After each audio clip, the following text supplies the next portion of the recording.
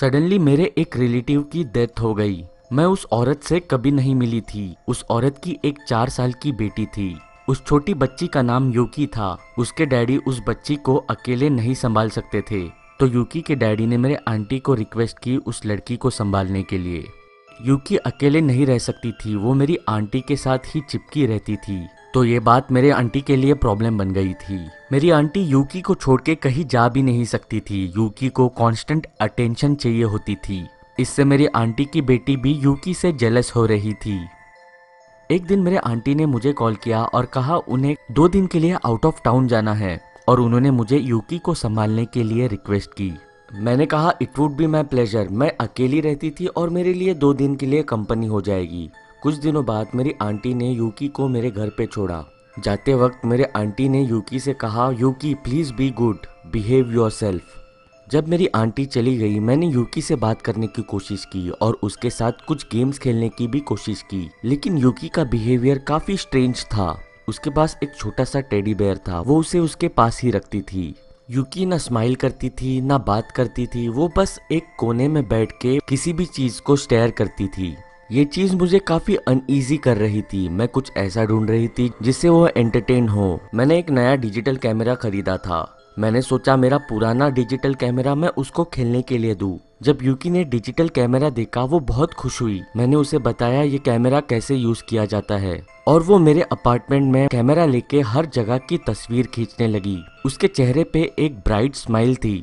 उस शाम मैंने रियलाइज किया यूकी से डील करना कितना डिफिकल्ट काम है। मैंने जब भी दूसरे रूम में जाने की कोशिश की, वो मेरा नाम लेके रोने और चिल्लाने लगती थी।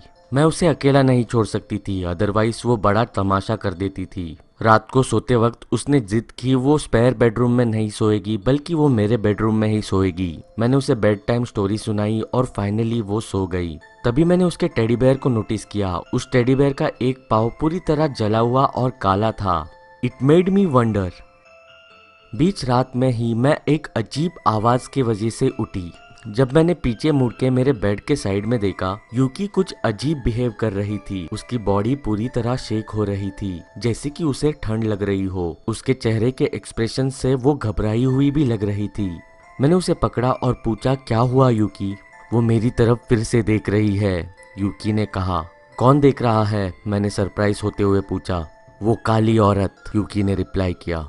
इसके बाद यूकी ने कुछ भी नहीं कहा। मैंने यूकी को एक्सप्लेन करने की कोशिश की कि वो बस उसका इमेजिनेशन है, लेकिन वो अपना सर हिलाती रही। इसके बाद मुझे बहुत देर लगी उसे फिर से सुलाने में।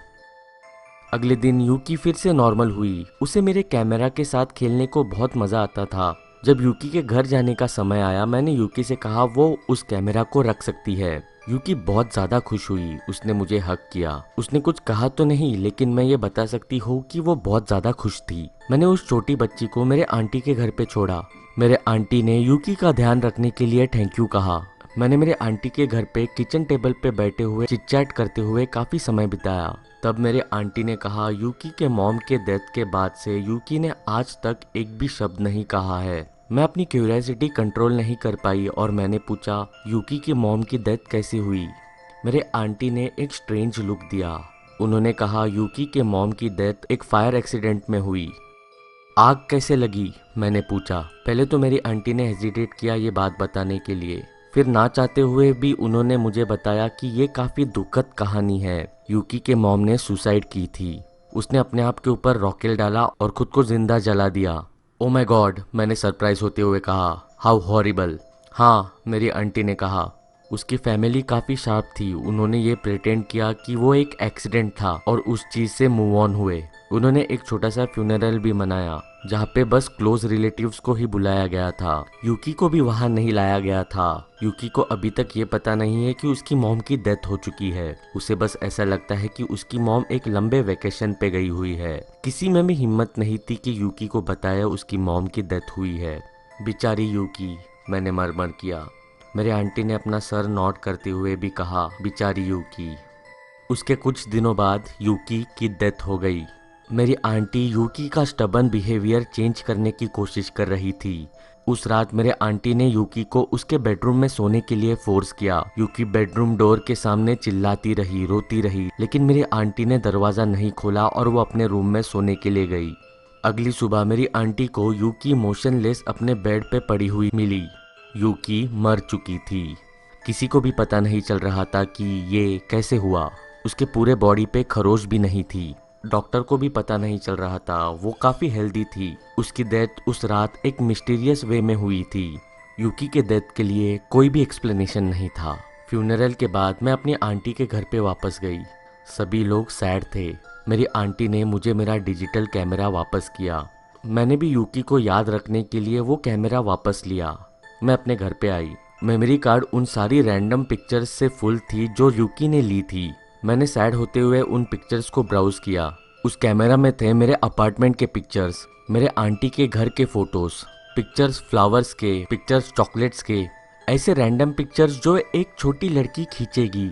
उसके बाद मैं लास्ट पिक्चर पे आई। वो फोटो देख के मैं जैसे सुन्न रह गई। मेरी पूरी बॉडी शेक कर रही थी। मैं चिल्लाना चाहती थी लेकिन मेरे मुंह से कुछ नहीं निकल रहा था। उस फोटो पे जो टाइम स्टैम्प था वो बता रहा था कि वो फोटो उस रात लिया गया था जिस रात यूकी की डेथ हुई थी। ये रहा वो लास्ट फोटो जो उस बेचारी यूकी ने मेरे कैमरा से लिया था।